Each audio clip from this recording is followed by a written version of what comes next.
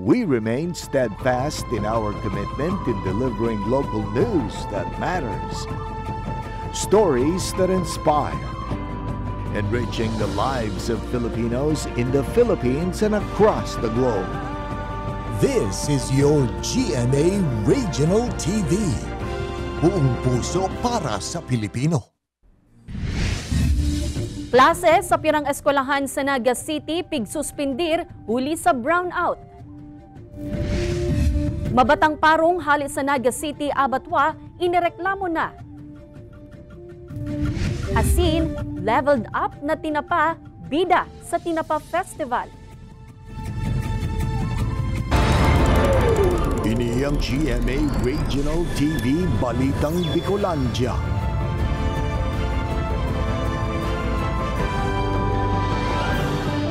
Diyos marhay na hapon mga kapuso, uninaan Balitang Bicolandia. Hatud miyan pinakadarakula asin pinakabagong mga bareta sa Kabikolan. Kami ang tropa nin katotohanan, mahatod nin mga baretang mayong pigkikilingan, mayo nin pigpoprotehiran. Live halidigdi sa GMA Complex sa Naga City, ako po si Kate Dalovieres. Banwaan kan Piuduran sa Albay, planong magdeklarar nin state of calamity huli sa epekto kan El Nino, urog na sa sektor kan agrikultura. Uyan report ni Rosie Nieva. Huli sa labing init kan panahon na epekto kan El Nino, apektado na kaini ang mga umahan sa Banwaan kan Piuduran Albay. Sa datos kan lokal na gobyerno, nasa 1,232 hectares nin umahana ang naalang na. Sa 33 na barangay sa Banwaan, 28 na digdi anadan niyaran kung sa nasa 1,565 na mga paraoma na ang apektado. Mantang nagpakol naman sa 82 million pesos ang kantidad kan danyos na pigwalat sa sektor kan agrikultura. Yung palay talaga ang pinakagrabe. Yun ang number one na resources din naman dito sa Piduran. 28 barangays na mga farmers ang nandun, talagang kawawa. Huli kaini, plano na kan lokal na gobyerno na magdeklarar nin state of calamity sa Banwaan para sa mas marikas na ayuda sa mga apektadong paraoma. Kaya po talaga na mag-declare kay state of calamity kan sa moyang Banwaan. Huli ka? Ayaw nga ni Arco yan, dakulo na mga apektadong farmers, siyempre dainap yung mga tubig, kaya ano pa man dainap kukuhaan sila ng mga panganap buhay. Mientras tanto apuera sa umahan, nakatutok naman ang LGU sa problema kan mga residente sa kakulangan hasta sa kawaranin supply ng tubig sa mga harong. Kaya ang sistema sa ngunyan, naghahalat na sana ang mga residente sa rasyon kan tubig gikan sa LGU. Basta ganun sa panahon, talagang apektado. Pag tag-ulan din naman. Kaya walang tubig. Apektado siguro ng tag-init. Ini si Rosie Nieva, Balitang Bicolandia. Nagkapirang eskwelahan sa Naga City nagsuspindir nin face-to-face classes huli sa 9 na oras na brownout ngunya na aldaw. Alternative learning modality asin catch-up Friday sa harong para mientras na pinautob. Ang detalye, aramunta sa pagtutok live ni Chris Novello. Chris?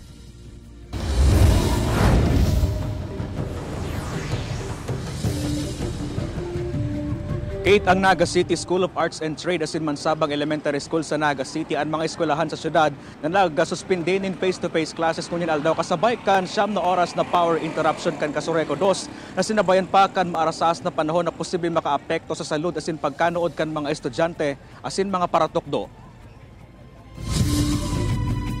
Huli sa haros 9 na oras na power interruption ngunyan aldaw na sinabayan pa kan maarasahas na panahon. Nagsuspinde in face-to-face classes ang nagkapirang eskwelahan sa siyudad ni Naga. Kabali digdian in-person classes kan alternative learning system. Junior asin senior high school sa Naga City School of Arts and Trade. Automatiko nagpautob ang eskwelahan ng alternative learning modality nga ning maipadagos ang pagkanood kan mga estudyante. Sinaka-schedule niya na brownout na makausa siya ng kasakitan sa mga aki sa mga teachers mismo na magklase sa loob ng classroom ta kung mamansayan nindo ang mga classroom mo niya na nakasara ang ang ilaw, talaga madiklom siya. Bukod sa madiklom, mainit ang panahon. Apwera kan NCSAT nagsuspindiman kan sa ng in-person classes ang kataid kining eskwela na Sabang Elementary School as nag-shift sa alternative learning modality. Alagad nagpasiring man giraray ang mga paratukdo sa nasabing eskwelahan nga ning i-monitor ang learning activity kan makakian mantang nasa saindang mga harong. Yung mga teachers natin on the go sila, especially in monitoring through texting, and then before na magbigay ng advice to take this kind of application in terms of teaching learning process, informed na or oriented na yung mga parents. Enot ng sinabi kan Department of Education o DepEd na may kapasidad ng mga school head na magsuspinde ng in-person classes asin mag-shift sa alternative delivery modules en kaso marautan panahon o kaya alang ka o marasaas ang temperatura. Obheto kaini na maprotehiran ang salud kan mga estudyante. Hinahagad ko sa mga school head, sa mga teachers, na kung kitang available na mga modules na pwedeng itao sa tuyang mga aki kung umabot ang panahon na daay makayanan ang init ng panahon sa satuyang mga lugar.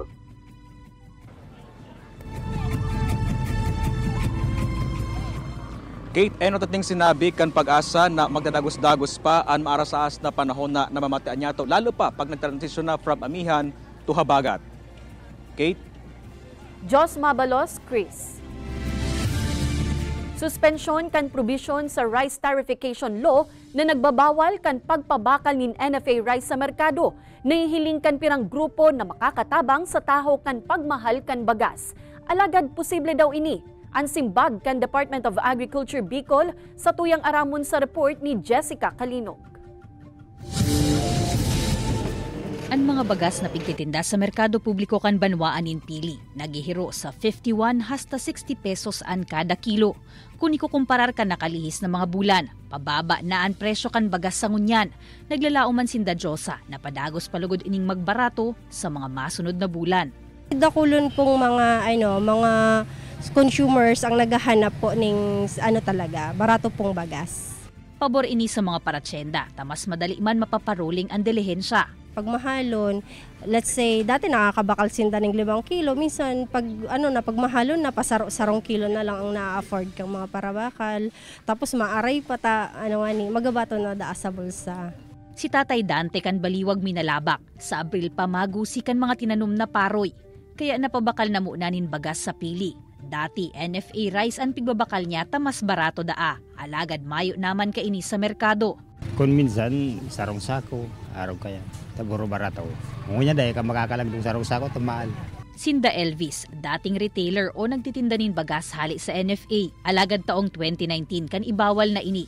Kung saan hahaputon, mas makakamaray da ako ta asin makakatabang na mapababa pa ang presyo kan bagas kung may NFA rice.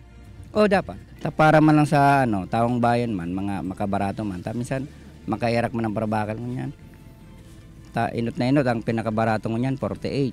Sigun sa Department of Agriculture Bicol, kan maipasar ang rice tarification law taong 2019, hinali na sa mandato kan National Food Authority o NFA ang pag-import asin pag-retail nin bagas.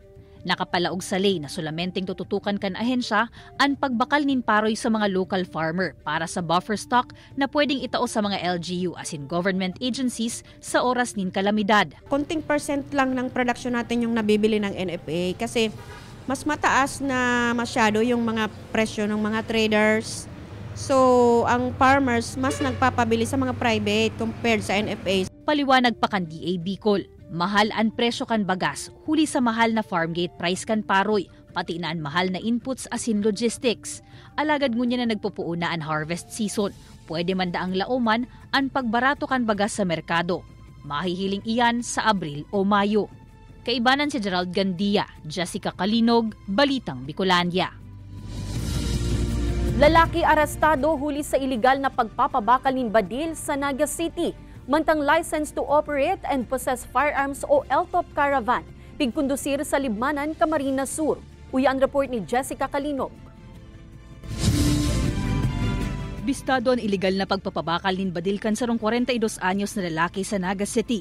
Sa ginibong gun buy bust operation kan mga otoridad sa Barangay Bagumbayan Sur, nakuha sa suspect ang sarong Magnum caliber .357 revolver. Ang pinaka-guidelines po is kung possessor ka or may baril ka, dapat lisensyado yung baril, license ka rin para maghawak ng baril. Magkaiba yun.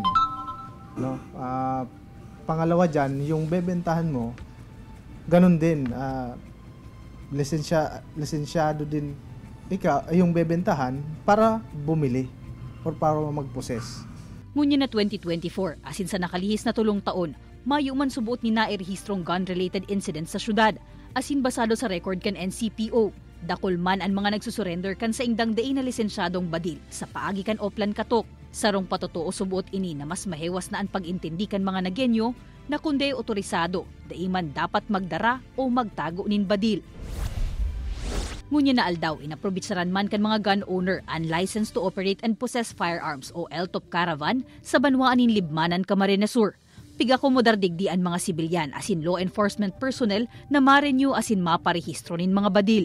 Pagdating po sa proseso ng application ng LTOP or firearm registration, wala pong nagbago. Mahigpit pa rin po tayo. Piglalauman kan Regional Civil Security Unit kan PNP Bicol na madakol ang mga aplikante, lalo pa ta inamyendaran na an Implementing Rules and Regulations o IRR kan Republic Act 10591 o Comprehensive Firearms and Ammunition Act na nagtutugot liwat sa mga sibilyan na magkaigwanin mga semi-automatic asin high-powered firearms. Nilinaw man kan PNP na dai basta-basta makakabakal nin siring na mga badil ang sibilyan na mayo pa ang IRR asin mayong LTOP. Kaibanan si Gerald Gandia, Jessica Kalinog, Balitang Bicolandia.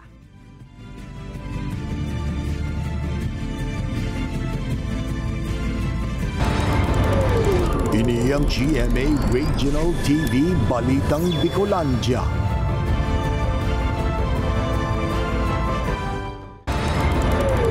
Ini ang GMA Regional TV Balitang Bicolandia.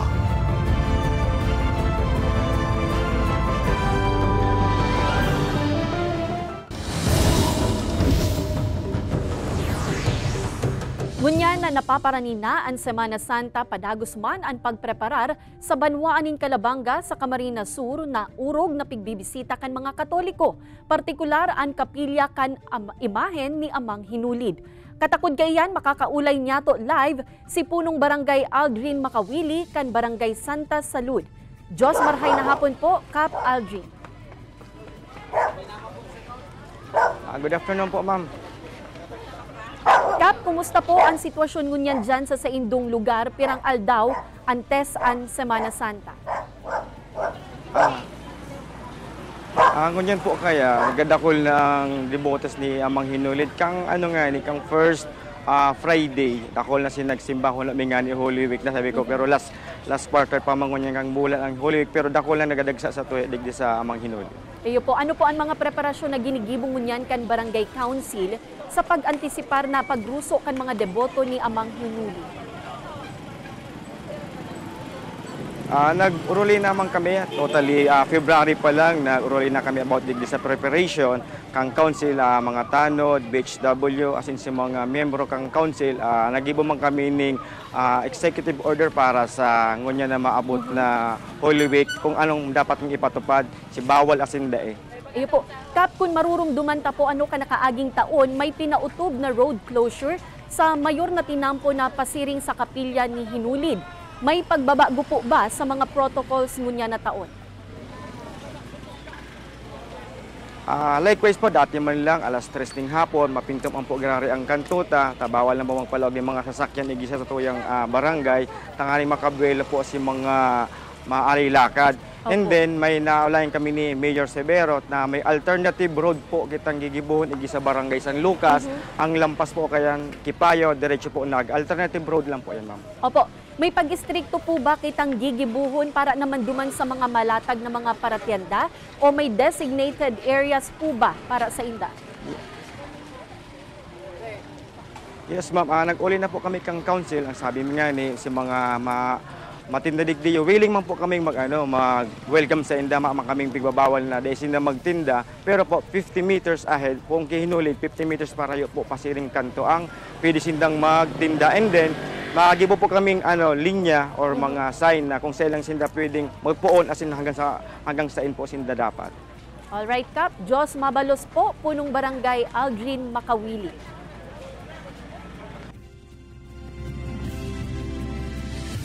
Mga kapuso, mayong nanonotarang bagyo o raot nin panahon na posibleng maglaog o mabilog sa Philippine Area of Responsibility ngunya na weekend. Sigun sa Pag-asa, nagluya ang amihan. Mayo naman nin epekto sa anuman na parte kan nasyon ang shear line. Mapadagos man ang pagdanay kan mainit na easterlies sa dakulang parte kan nasyon. Alagad dawa maarasahas may tsansa pa man giraray nin uran.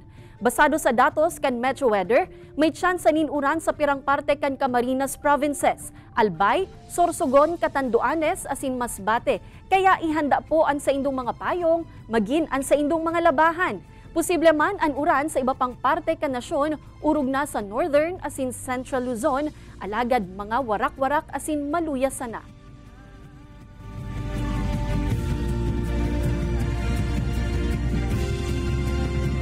Mga kapuso, kakaibang putahe ba nin tinapa ang hanap nindo?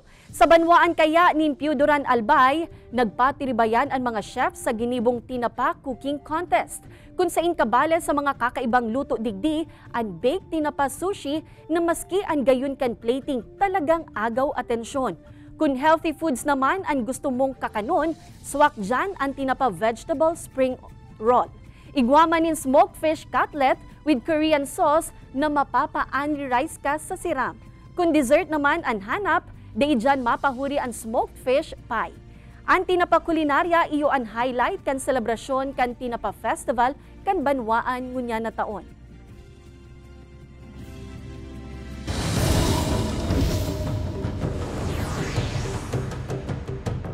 Debut single na Hi Tita kan OPM band na Sala ipig-release na. Mantang dapat antabayanan sa huring siyam na banggi kan Love Die Repeat, aramon sa report na ini.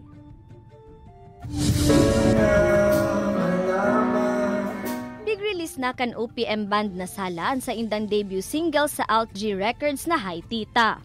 Para subuot ang kantang Hi Tita sa mga taong nakakamati ng pressure gikan sa indang pamilya o sa mga kabisto na nagsasabing kaipuhan na nindang mag-agom o kaya man na magkaaki. Mawat subot kan grupo na ipaabot ang mensaheng daig kaipuhang magpadaog sa pressure na ini asin sa outdated mindset kan pira. Mayo kaya subutin maraot sa pagprioridad sa career asin iba pang priorities. Madadangog na ang Hi Tita sa maniba-ibang digital platforms worldwide. Mamabago ko na yung mangyayari. Sa huring siyam na banggikan Love Die Repeat, plano kan karakter ni Jenny Lynn Mercado na si Angela na ibalik ang mga oras tanganing maisalbar asin dain na magadan ang sa iyang agom na si Bernard na pigagampanan ni Sian Lim. Alagad nagtitinir na tunok sa saindang pag-iibanan ang karakter ni Mike Ta na si Elton. Ang tabayanan ng planong gibuhon ni Elton kontra sa mag-album sa Love Die Repeat 8:50 PM sa GMA Prime. Ini si Don Jimenez, Balitang Bicolandia. Ini ang GMA Regional TV Balitang Bicolandia.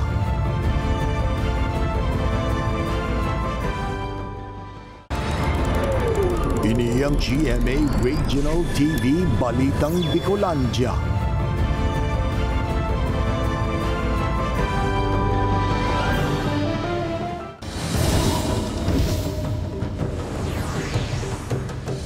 Mabatang parong na nag-aalis ngaw halis sa Naga City District Abatwa, nakakaapektar subuot sa pagklase kan mga estudyante sa haraning eskwelahan kan Del Rosario High School.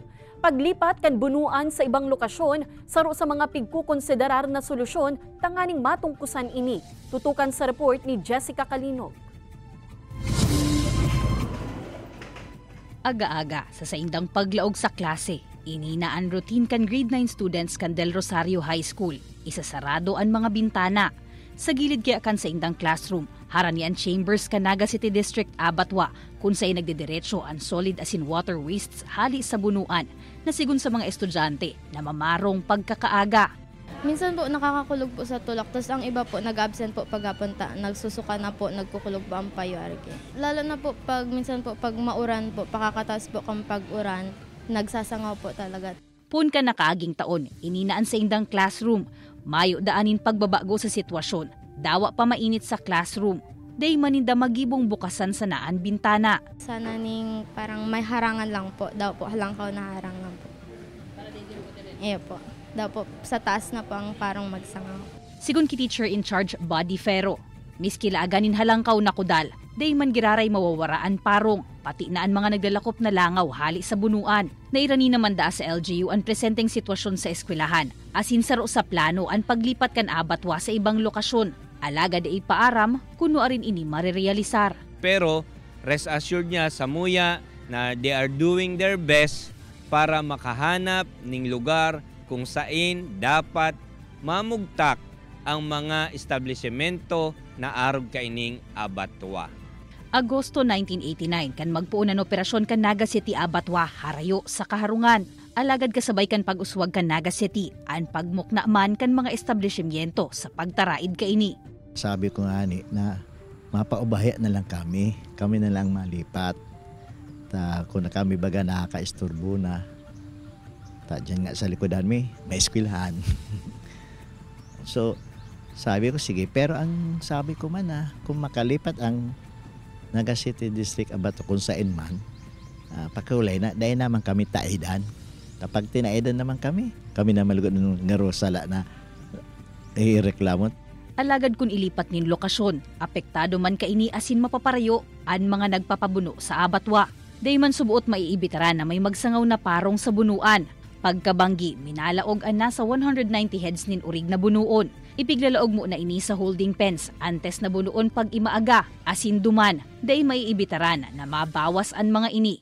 An mga ati, pigsusuhay sa chambers, kung sain pigpoproseso an water wastes, nganing malinigan antes na pabuluson sa creek. Day man malilikayan na pag nagduros, makakaiba an parong kaini. Kaibanan si Gerald Gandia, Jessica Kalinog, Balitang Bicolandia. Illegal connection kan kuryente, posible subuot na magkausa ning kasulo, sigun sa Kasureco 2. Mga interbensyon tanganing maibitaran na ini, mas pinahigot kan kooperatiba. Uyan report ni Jessica Kalinog. Lambang residensya o establishmento na may supply nin kuryente, dapat igwanin kontador kung saan mahihiling an kilowatt-hour consumption. Iniman an pigbabasehan kan mga electric cooperative kung piraan babayadan kada bulan. Sa nakalihis na mga taon poon kan magkapandemya, haros duminoble mandaan mga nare-resibing sumbong kan Kasureco 2 dapit sa illegal connections o mga nakikikabit nin kuryente sa kontador kan ibang residensya o establishmento. Saro, sa satuyang nahihiling na magiging problema o naging problema itong pagkakakuryente. Saro pa, nakakakontribuer man sa paglangkaw kan systems loss. Ang pinakahuri kayan, ito pong ang illegal connection na kung saan tirereklamo si Kasureco kang kapitbahay dahil halangkawon si kilowatt hour consumption niya. Ito pala may nakatap sa iyang connection. An Barangay San Jose sa Banwaanin Pili, napadarahan naman daanin surat kan 2022 dapit sa systems loss kan Kasureco 2 kan madiskubre na an koneksyon kan kuryente kan ipigmukna na covered court kan barangay nakakabit palan sa poste asin mayo nin sa diring electric meter. Tigtawan kami ning computation from 2010 to 2022 kato si So nagbayad po kaming almost 300 plus si binayadan mi kato. During kang construction kang covered court, so si contractor siguro naglakaw kato. And then dahil na din na natapos si lakaw until na natapos na si covered court. So kaya gayo dito si nangyari kato. Dai man pigtuyo, alagad naging leksyon na ini sa inda. Kaya gabos na edifisyo asin pasilidad kan barangay, sa inda ng pigrekisa, nganing masyerto na gabos may legal na koneksyon. Sigun sa Kasureco 2, saruman sa mga posibleng magkausanin kasulo an illegal connection in kuryente. Minsan undersized o sadit an kableng pigagamit, kaya nagsaspark o nasusulo, tadain na pigkakaya an load kan kuryenteng nagaagi. Kaya sa indang pakiulay sa mga konsumidor, ibitaran man an illegal connections. Kaibanan si Gerald Gandia, Jessica Kalinog, Balitang Bicolandia. Siyam na pamilyang nakaistar sa dagang pagsasadiri kan Kapitolyo Probinsyal na pigdemolish ang mga harong tinauwanan loteng malilipatan kan Naga City LGU. Housing and Settlement Development Office nagbilog nin monitoring team tanganing masyertong dein na magbuelta asin mayo nang mag-istar sa lugar. Tutukan sa report ni Chris Novelo. Garo subot nabunutan nin tinik ang pagmati ni Arlene Cornelio makalis maris binakasuudma ang Certificate of Lot Allocation gikan sa LGU. Ano man kayang aldaw makakalipat na sinda kaibanan ang sa indang pamilya sa Barangay Balatas, Naga City kung saan nakapagtagama ang loteng itinao kan syudad. Saro si Arlene sa siyam na pamilyang pigtawan ng prioridad kan LGU na matauan ng manlilipatan makalis ang nangyaring demolisyon kan nakaaging bulan kan mga personahe kan Kapitolyo sa Barangay Concepcion Pequeña. Maray man po. Nakakaano man po ta. dawa pa paano po, igwa na po kaming madudumanan. Dahil na po kami maisip na kung ano pa, dahil na nakaka-stress. Alagad susog sa pirang residente, may mga pamilya sa buot na tinawanan ng relokasyon. Alagad padagos na nag-i-star sa lugar. Igwa po, dakulon. Dakulon po talaga. Natawanan na sinda, dahil man sinda pa naghahali. Ang ginigibon ninda, tinatransfer ninda sa akin ninda, which is salang-sala. Paano man na aasikaso sa iba? Tayaw pa man sinda. Susog sa LGU, kadalasan subot ini nangyayari sa lugar kung saan may nagbabalik o may ribay na bago. Kapag may nahiling na bakanting lote, may binilog naman na monitoring team ang syudad nganing mahigot na i-monitor kung talaga naghalian mga informal settlers na natawanan ng loteng manlilipatan. From time to time, madyan sa lugar, as in ilingon si mga mga sektorang na pinagtawan tanang pinaggaba na and si mga house owners tinawan tanang manlilipatan para masiguro naman na dahil na ini magamit sa iba pa. Gusto ko sabihin kanina baka dahil na ibalyo sa iba pang pangaran. Bukas man subot ang opisina na magtabang sa pagabakan mga harong sa lugar. Nagpatanid ba nini sa mga residenteng natawanan ng lote asin ipinabakal sa iba na posibleng mahampang sa maniligong penalidad. Kay Banan si Javel Obiso, Chris Novelo, Balitang Bicolandia. Tampok sa sarong art exhibit na binukasan sa sarong mall sa Daet, Camarines Norte, ang mga obra na nagpapahiling kan man lain-lain na istorya asin gayon kan pagiging babae. Pinanginotan ini kan Museo Bulawan como parte kan selebrasyon kan National Women's Month. 30 artworks na gibo kan mga local visual artists sa probinsya, ang pigbida sa aktibidad. Sa paagi kan aktibidad na ini, may papahiling subuot ang pagkamuot, pag-ako asin pag-umaw kan gobyerno asin man lain-lain na sektor sa mga kababaihan.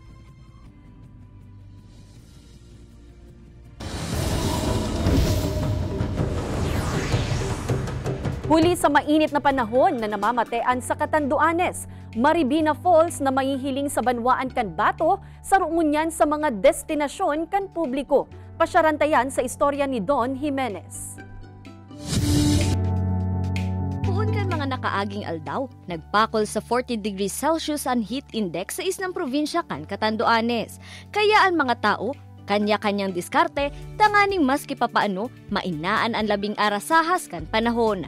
Kaya naman buhay na buhay sa ngunyan, ang falls na ini sa Banwaan kan Bato na inaapod na Maribina Falls. Bako sa nang magayon, bako sa nang mapresko, alagad talagang marerelax ka sa ambience kan lugar.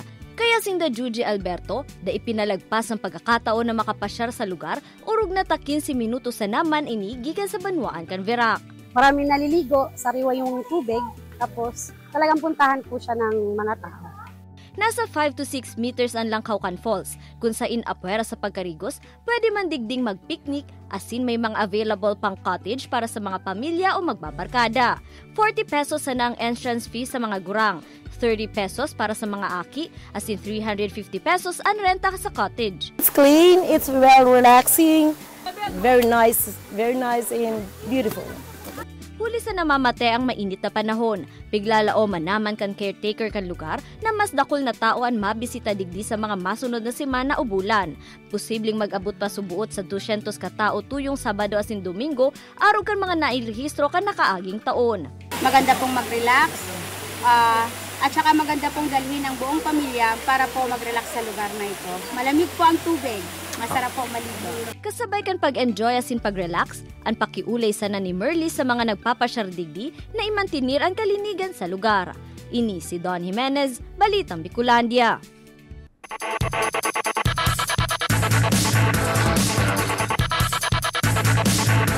Mahampangan na sa hard court ang Letran Squires asin Perpetual Junior Altas para sa NCAA Season 99 Juniors Basketball Tournament Finals. Mapuun yan sa aga March 16. Defending champions ang Squires. Dara subot ninda sa finals ang sa indang championship experience as in fighting spirit. Mantang ang Junior Altas naman, first time na makalaog nin Final Four sa laog nin 14 taon. Sinda ang top seed sa standings kan elimination round gunya na season. Madadalan ang Game 1 kan NCAA Season 99 Juniors Basketball Tournament Finals sa aga alas 9:30 nin aga sa GTV. Madadalan ang episode niya ini asin iba pang pinakahuring lokal na bareta sa official website kan GMA Regional TV, www.gmaregionaltv.com. Pwede man kamong magbisita sa samuyang official YouTube channel, GMA Regional TV, asin i-click ang subscribe button para sa pinakamaiinit na bareta hali sa man-ibaybang rehiyon. Mabalos sa mga kapusong Bicolanong nagantabay, maging sa mga kapuso nyato abroad. Ninhulita sa GMA Regional TV, Local News Matters. Asin yan ang pinakadakula asin mainit na bareta sa Kabikolan. Happy weekend mga kapuso! Ako si Kate Dalovieres. Kami ang GMA Regional TV Balitang Bicolandia, bilog na puwersa para sa mas dakulang misyon asin mas mahiwas na pagserbi sa nasyon.